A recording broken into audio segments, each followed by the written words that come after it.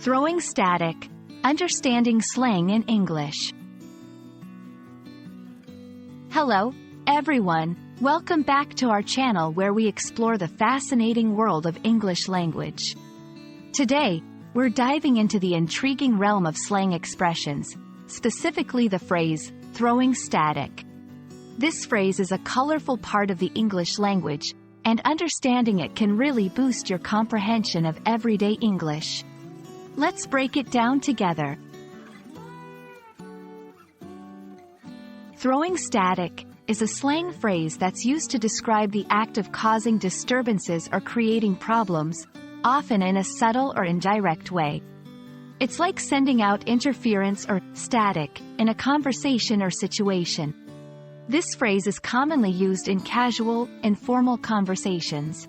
For example, if someone says, "John is always throwing static when we try to make plans," it means John is consistently creating problems or obstacles when plans are being made. The origin of throwing static is quite interesting.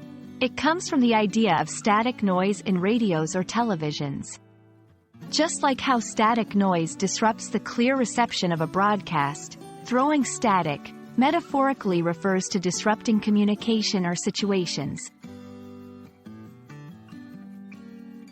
Using throwing static correctly can add a lively touch to your conversation. Here's how you can use it.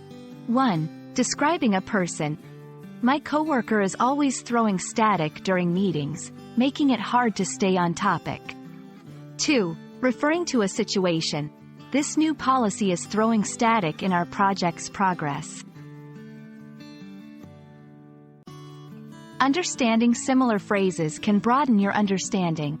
Other ways to express a similar idea include stirring the pot, rocking the boat, creating a fuss.